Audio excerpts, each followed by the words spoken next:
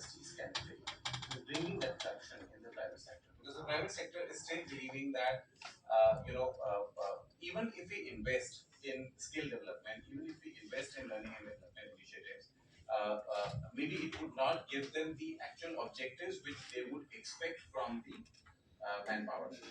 So, what role do you think the government and the universities can play in bringing that awareness, in increasing that traction in the country? I think that's a very valid question. And in my last 5 years, 6 years in university, and before that in the corporate sector, I think one important element that is missing between the corporate world and the academics and government is the element of trust. Somewhere, industry has a very specific requirement. They have their own challenges, they have their own problems, and with the advent of technology, they have a constant pressure on them, and they don't have time to reach out to organizations who are at their own uh, operating at their own whims and fancies. For example, a corporate coming to a university, the university has its own way of working. The culture of traditional government universities is, if anyone has worked in the government universities, the academics world is operating on a very different platform, and they take their own sweet time, then they have their own way of working. This is not what the industry is today expecting.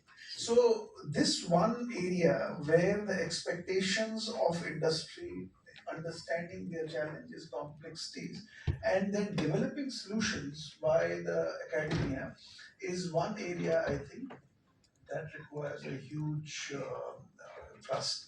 Second is there is a need also from industry as well, because most of the industries today are operating on a paradigm that government and government institutions cannot really solve their problems. So they have actually, in fact, abandoned the government institutions. I think private institutions, private industries or corporates, they also have some kind of responsibility to bear with them, to get out and develop certain and nurture certain institutions so that they can be brought into the fold and they can cooperate and partner with each other.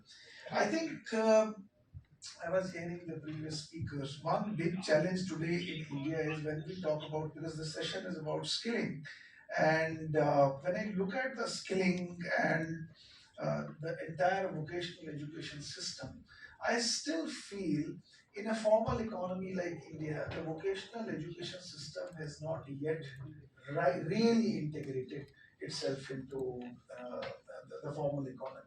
You see, in India, we are running thousands of programs today. By many sector skill councils are having hundreds and thousands of qualifications that are being run. Show me a single industry who really has in their recruitment policies taken up those qualifications as a criteria, qualifying criteria or eligibility criteria for recruitment. Now that in itself tells you that why should what should industry be actually doing and what should the government be doing? So first of all, the challenge is that the second part which I was talking is integration of the vocational education system into the formal economy.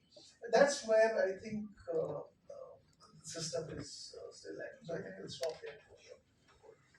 Uh, Thanks, Dr. Nehru. I'll move to Nandiji. Nandiji, I have a specific one for you, which is basically considering the new trends in the role of technology in imparting education and skilling.